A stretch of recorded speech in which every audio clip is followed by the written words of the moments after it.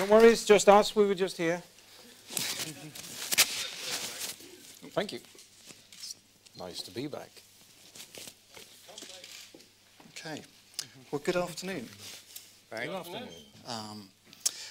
My name is Tom Bromley. I'm an English music writer, so I'm going to interview the guys for a little bit, and then we're going to throw the open audience for some questions afterwards. I wanted to start just actually with a quote from one of the new songs, Open Face, which begins, "It's been some time since we've spoken. Guess you're wondering how I've been," which seemed quite appropriate. So, how have you been? Very well, actually. Myself, I've had a great run the past 4 to 5 years now, doing my own stuff musically. That's been my focus, and it's partly because of it allowing me to do that I feel very comfortable about going back in with Paul and Magne for a very concise sort of focused setup. That's been necessary, I think. I was at the point there where I was really looking forward to attacking other things. And I have been doing that, and yeah. I am very pleased with what I have done. So I'm kind of I'm in a good place. Okay, brilliant.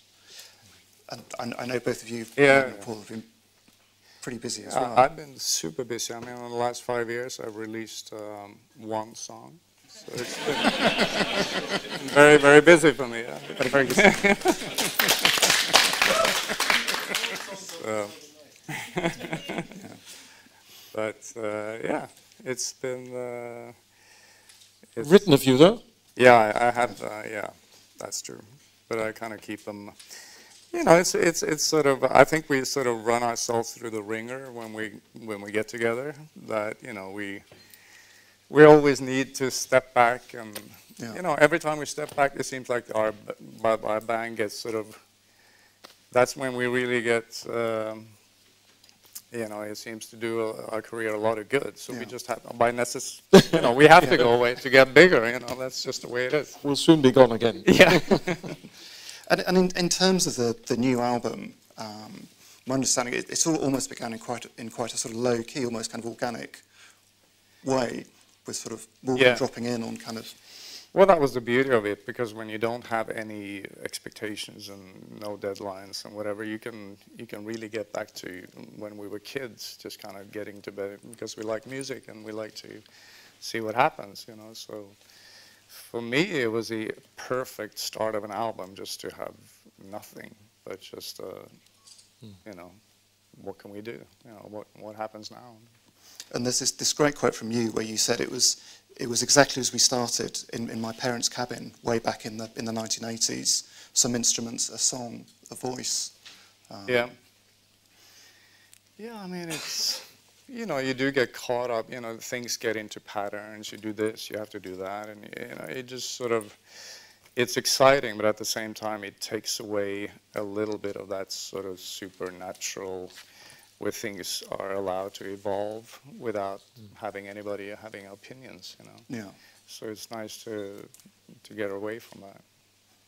And Magne, there's this quote from you in the press release where you said once in a while a song would come up that I felt could have been perfect for a-ha, and obviously you're doing different kind of musical projects, but was a-ha always in the back of your mind, or did something just come up as you're working, or how did it work? Well, I wouldn't say it was always on my mind, but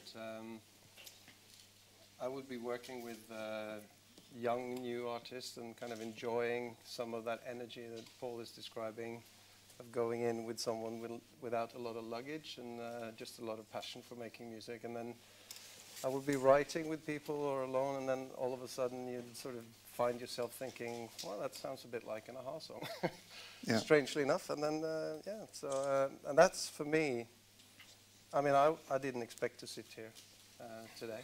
Okay. Yesterday you did.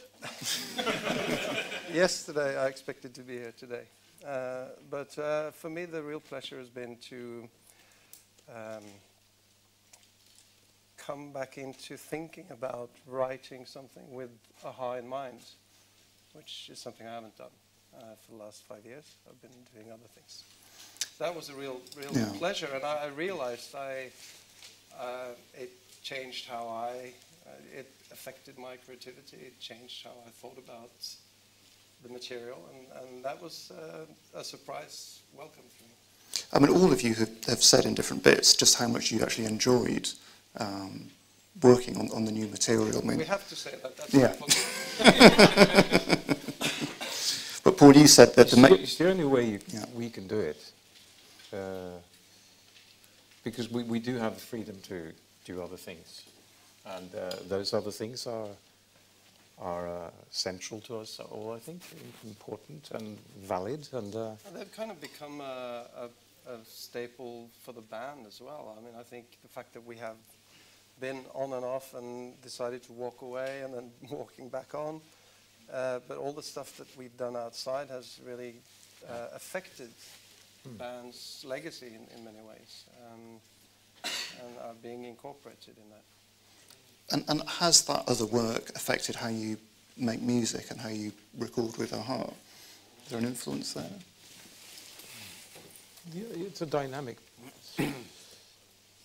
interaction between being out of it, outside of it, looking in for that sake. And you don't look in, you start looking in because you find yourself all of a sudden responding to something. And then you start to think, and you see, what are the, how would that be now? It has to come from inside. All of these things, no matter what you do, whether I record on my own. But these two guys here, I mean, if I was never part of aha and was just me, the way I am with my connection to music and my abilities or whatever, Magne and Paul are one of the two people I would really like to work with. I'm not so sure about the third guy. But when it comes to the third guy, I would probably try and outshine him. So, it's a great opportunity when it is allowed to happen naturally. Yeah. And there's a quote from, excuse me, there's a quote from Cast in Steel as well, where this line about sort of set in stone and cast in steel, and in a way that to me seems to encapsulate sort of where you are. You're very much, you're very comfortable with yourselves. You know who you are, and there's a kind of confidence there from that. Well, at least you know never to trust us. So when we say we go away, don't listen. But jokes aside, we did go away, and if that wasn't a genuine thing and lived properly in a way, then it would never work. I think these things are quite simple. The mechanisms behind how these things work. It has to be real. It has to be perceived as real, and then the next process, next thing that comes along, is allowed to also be genuine. Yeah. So it should have been called Casting Clay, really. Yeah. Very softly. No, but the real thing is really important. I mean, I feel now with this album, it's so many ways to make music now, and you can make a very professional sort of product from quite simple, just a computer and whatever. So for me, it was very important to just step away from that and just make everything handmade. There's nothing on this album that is from a drum library or a preset or whatever. Everything is sort of made from scratch. Yeah. And you just build it up from a couple of... And it's got a very warm, kind of humane feel, the songs as well, I think, as a result of that. That's just who we are, man. I was going to ask about Alan Tarney, who I think has been involved in some of the... Yeah. How did that come about? I just, it's so long since we've had he did the first 3 albums, and I just always felt that he really understood our thing, the last thing, we did a show in Albert Hall, and I invited him for that, and he came to my, he sat in the same next to my parents, and he said, "Oh, I'm the one they used to quarrel with in the 80s," So he has that sort of he knows us before we were sort of us. Yeah.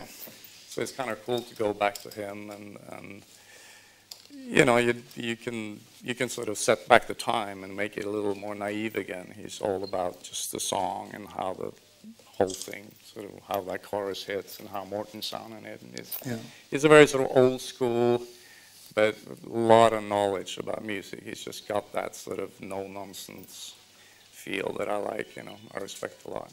So it's been great to be in contact with him again. I hope he can be a part of this album. Brilliant.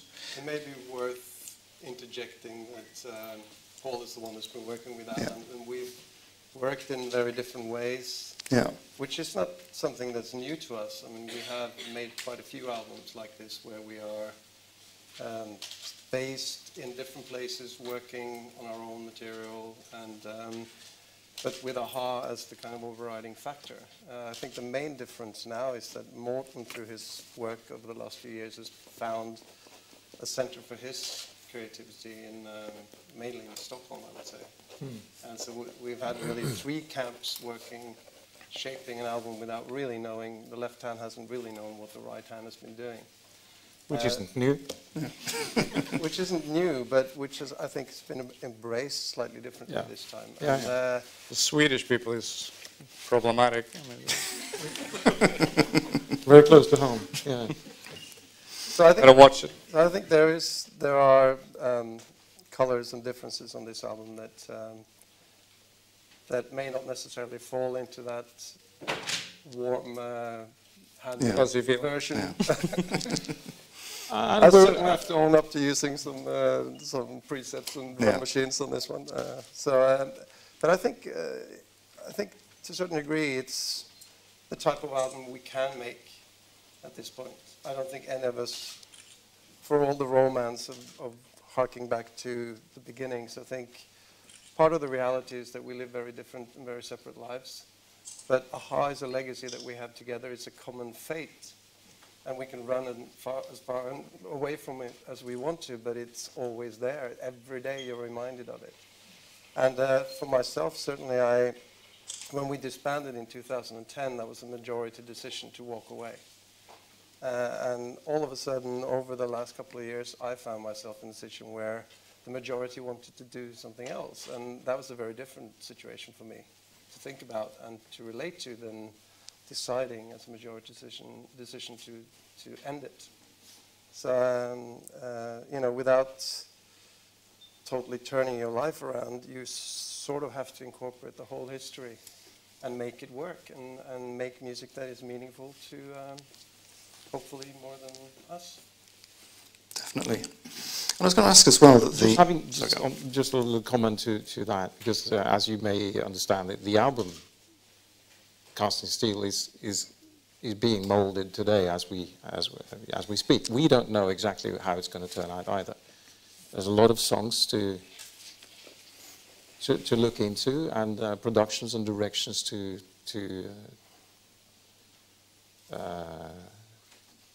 sort of taste your way through. So it's very much still in the mold, but it's also taking shape. So we know partly we know very well what we're sitting on, but we're also we're curious as to where it's going to land. I was going to ask about the fact that so many bands who were, became successful at the same time as you, these days they're essentially kind of heritage acts. They're kind of living off kind of past glories, and a-ha are one of those very, very few bands who are still writing new material that's being, hugely successful, both kind of critically and commercially. I mean, Foot of the Mountain was one of the most kind of successful albums of your career. And I was wondering, why do you think that is? What is it about the quality of your songwriting that seems to endure in a way that so many other acts kind of fall down? I think we're hard. No, but I think we're hard-nosed enough as characters. I think we're still doing this because there is magic to music if you hold on to that and know that and not get fazed by everything else that this industry and business is full of. And those are the things that wear you out. But the music itself doesn't. And all three of us are pretty hard-nosed about what we want to do. And there's also a particular trait, I think, in the band that every time we start entertaining the idea of doing anything together, it's always based on the fact that you get excited about new material. You start saying, oh, let's do this one concert, let's do this, and then immediately it's like, all right, there's new material happening, and it spawns a kind of a revitalization of the creative aspects of it. And I don't think any of us would be really interested in kind of touring around as a heritage act. And it just shows every time we kind of come back in our minds to doing one particular thing, it immediately involves new material. Has done every time we've taken a break and decided to come back. Can I ask about going back on tour as well? Obviously, there's announced today the kind of the first set of dates in kind of Germany and Switzerland, Austria. Is that something you're looking forward to kind of going back on the road? Absolutely. Well, we had a career of 30 years without sex and drugs, and if you take rock and roll away, there's very little left. So, you know, you gotta have something. Unless we start to change. Gotta have something. You promised me that we would be junkies during our 90s. We still have a few years to work on that. Yeah, well, it's coming closer. I got the watch to prove it. It's counting down. Well, it's obviously early days to think about what you play, but I was wondering that last time round, obviously you played a sort of, you know, a sort of greatest hits kind of set, whereas this time round it seems there's quite an opportunity to do pretty much whatever you wanted to do almost. I'm really hoping we can introduce a lot of the new stuff into the set. And, you know, but it's always, you know, we've released maybe 30 singles, so if you're going to play them all, that's the whole, you know, so we have to sort of carve space for the new stuff as well. But I think it's super important. I mean, are there old songs you think, oh, you know, we haven't played this for so long, it'd be nice to kind of get that out this thing? Yeah, it becomes a puzzle. Definitely. And one of the, you know, one of the big tour dates obviously is the Rock in Rio concert in September, which you must all be looking forward to. Yeah, absolutely. Yeah, sort of tricked a little bit into that. And the thing is, you know, to do that, well, it's just a good example. To do Rock in Rio and to walk onto stage there and not do anything new at the same time feels very wrong. It doesn't mean that we use it as a stage to present a lot of new material, but to not have anything that is now feels just wrong. And that's one thing we have in common, I think. Definitely. And I think that the timing of it's fantastic. Obviously, it's the 30th anniversary of the Rock in Rio festival, so the 30th anniversary of, you know... There's a devilish managerial plan behind it all. But I think that that's kind of just a coincidence in a way that it's happening now. Yeah. But of course, when you realize there's a 30-year anniversary, it does stand for something. It does affect you. It becomes... You know, you look back and you think, my God, 30 years, that's quite a long time. It's still a little bit like, that's going to be our first show. I'm a little bit like, okay, let's not screw that one up. But we always did that. We always started with the difficult ones. I mean, what are your memories of, because the original concert in 1991, you played to 198,000 people. I mean, that must have been an amazing experience. Yeah, that was totally unique. I mean, I really felt that we sort of came into our own as a live band at that point, and you could do so much, and it was all a very tight sort of setup we had then with only Magne on keyboards, and you could change the whole set during the sound check and just try that out that night. So it was a big sort of. I think we really learned a lot on those tours. So that was We started out as a studio band, and sort of that's when we kind of learned how to do that bit. I was going to ask about the whole thing of kind of live music, because the way that kind of music has changed over the kind of 30 years. I think 30 years ago you'd sort of you do a tour to kind of support an album, and now almost it's the other way around, where you do the album to kind of support the tour, and that, you know, there is that sort of return to kind of live music as the... Yeah, certainly.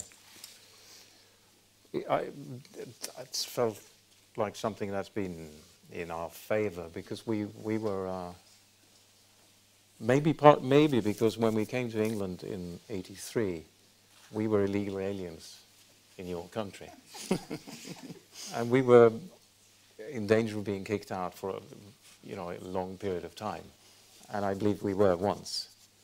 Twice maybe, yeah. I still have a stamp. Could have been 3 times. So we could not be seen to be active as a band in a sort of work capacity at all. When we made it in '85, we had hardly played together actively as musicians. We'd just been doing demos in studios and recording. So we were hell-bent on going out live, and booked a 9-month tour, worldwide tour, which was which was a long haul and a tough one. But playing live has been very important to be an active band on stage. But what happened to us was that we became sort of puppets on a catwalk stage instead of being pop stars, and that pulled us away from the live scene. Yeah. So in the early days of a-ha, we were kind of struggling with coming to terms with who we were, and so the live element has always been, it became even more important than maybe it would have been had it not been for those things steering our fate in the early days anyway. So. I mean, looking back over your 30 years in the kind of in the music industry, what would you say were the biggest changes now to kind of how it was then? I mean, Magne, you were talking about how the difference in recording now, that essentially you can do an album recording in different parts of the world and pull together. I guess one thing that we have, one great thing about history is it can't be taken away from you. It's and we have lived through many changes in the music business, and been fortunate enough, I think, to live at a time where an album was a collection of songs that you worked on as a whole, and then today, of course, is slightly different. But I think just the fact that we've gone through so many years and so many changes has given us our particular perspective. It's given us our way of approaching. We still think of it as a record, I think. We're aware that singles are the ones that get the attention, but we always put just as much passion into all the tracks that they're all meaningful. You all champion the ones that don't get the attention, and I think that there's not that many bands active today who's kind of lived through that whole paradigm change. Whether we can make use of the new way things are working is for other people to decide. But I think it's been a hell of a ride, and I wouldn't trade it. Well, it's great to have all three of you back, I have to say, and the songs I've heard so far are fantastic, and everyone, I'm looking forward to kind of the whole album when it comes out in September.